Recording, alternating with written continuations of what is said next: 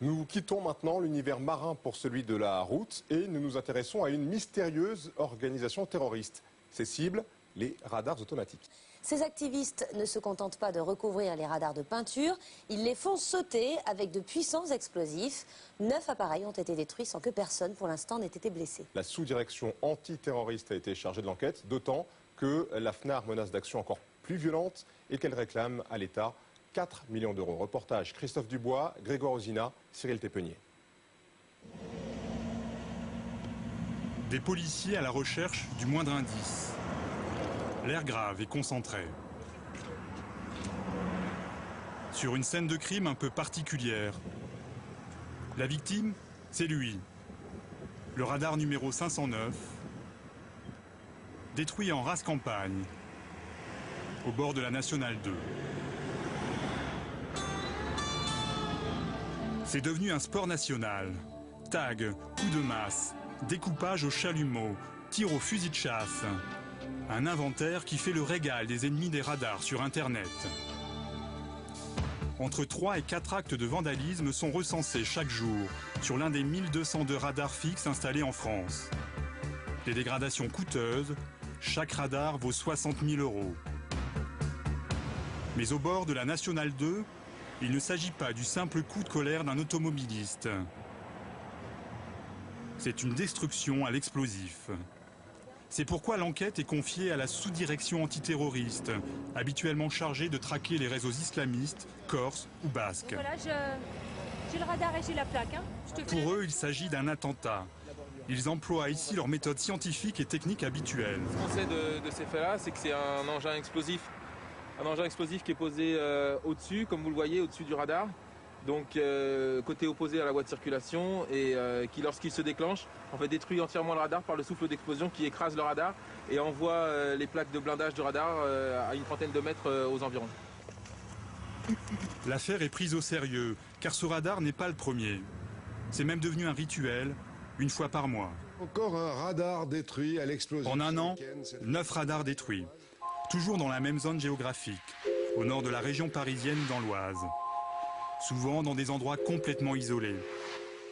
À chaque fois, le même scénario. Une bombe couplée à un retardateur. Des actions revendiquées depuis quelques mois par un groupe mystérieux, la FNAR, Fraction nationaliste armée révolutionnaire. La dernière explosion en date, c'était la semaine dernière, dans le Val d'Oise, près d'une station-service. Le radar détruit a été emballé pour préserver les indices. Ce nouvel attentat à proximité d'habitations n'est pas passé inaperçu. Il était à peu près 10 heures, on finissait de manger et puis il y a eu une grosse explosion. Alors au début on a pensé que c'était plus une cuve à gaz ou un genre de choses là. Moi je croyais que c'était la station qui avait explosé, mais non. J'ai quand même ça fait un peu plus de bruit. Non, je savais pas ce que c'était exactement. Des voisins impressionnés, rien d'étonnant, car les poseurs de bombes utilisent un explosif redoutable. Du TATP, un mélange d'acétone, d'acide sulfurique et de peroxyde d'hydrogène. Le même produit que celui utilisé par les terroristes d'Al-Qaïda qui ont frappé le métro de Londres en juillet 2005. On trouve facilement ces ingrédients dans le commerce. La recette est disponible sur Internet. En revanche, il faut avoir une bonne maîtrise pour manipuler ce produit, instable, difficile à transporter et très puissant. Ces attentats ont déjà failli tuer. C'était sur cette route, à Puiseux-le-Haut-Berger dans l'Oise, encore une fois dans un endroit isolé. Nous sommes le dimanche 3 février, il est 1 h du matin. Au volant de sa voiture, Arnaud, un vendeur de 29 ans. Il n'a pas voulu être filmé, mais au téléphone, il nous raconte qu'il a eu la peur de sa vie. C'est une grosse explosion, grosse lumière, bruit parce que ça a quand même touché le capot. Je me suis dit tout de suite, un truc a crevé, quelque chose comme ça, donc je me suis arrêté la rue d'après, ça, regarde dans le capot et j'ai une grosse entrée au niveau du capot. Si ça passe 2 dixièmes après, ça passe par le petit passager et puis je serai plus mal, il y a un second ami. Qui se cache derrière le ou les poseurs de bombes? Pour le moment, aucune piste, si ce n'est 3 communiqués de revendication envoyés au ministère de l'Intérieur depuis septembre 2007. 3 communiqués signés de la FNAR. Son logo, une Kalachnikov au milieu d'une étoile. Il rappelle la fraction armée rouge connue dans les années 70 et 80 sous le nom de la bande Abadère. La FNAR demande à l'État une rançon de 4 millions d'euros et la suppression des radars qui seraient selon lui les symboles d'une répression forcenée.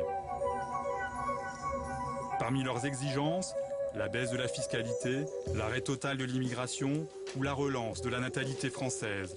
Un discours qui laisse les enquêteurs songeurs. Il y a certaines idées, on pourrait penser qu'elles proviennent d'un groupe d'extrême droite, et d'autres idées, on pourrait penser qu'elles proviennent d'un groupe d'extrême gauche. Et c'est ce mélange qui rend les choses un petit peu incohérentes. Il y a eu d'autres communiqués qui ont été adressés auparavant, mais on n'a jamais eu de contact direct ou téléphonique avec les membres de ce groupe. Pas de négociation avec les poseurs de bombes. Pas question de payer la rançon. Alors, à la mi-mars, la FNAR décide de médiatiser son action. Le groupe envoie un courrier de revendication ici, au siège de l'hebdomadaire Paris Match. Cette fois, la FNAR menace de choisir des cibles plus dangereuses pour les personnes et d'utiliser des appareils aux capacités plus vulnérantes. En clair, fabriquer des bombes plus puissantes. Avant de publier ce communiqué, Paris Match alerte les enquêteurs. Ils sont venus à 5 ou 6, dans la séance tenante, et ils ont demandé de prendre notre ADN et nos empreintes digitales pour essayer de voir si dans l'original du courrier, il y avait, par défaut, de l'ADN et des empreintes digitales de l'expéditeur. Cette piste ne donnera rien. Et cette affaire est un vrai casse-tête pour les enquêteurs, qui reconnaissent pour le moment disposer de très peu d'indices. Pour nous, ce sont des sites où il n'y a pas de témoins. Le fait même que l'explosion intervienne entraîne la destruction de toutes les preuves matérielles. Donc c'est effectivement pour nous une enquête très difficile. Qu'est-ce que risque judiciairement le ou les auteurs de ces actions? La cour d'assises, c'est une affaire criminelle, c'est la cour d'assises. Spécialement composée en l'état puisque l'affaire est qualifiée de terroriste. La menace est réelle. Selon nos informations, pour prouver sa force de frappe, la FNAR a glissé dans l'un de ses courriers un échantillon de RDX, un puissant explosif militaire. Les policiers sont désormais engagés dans une course de vitesse pour empêcher qu'une prochaine explosion ne fasse des blessés ou des morts.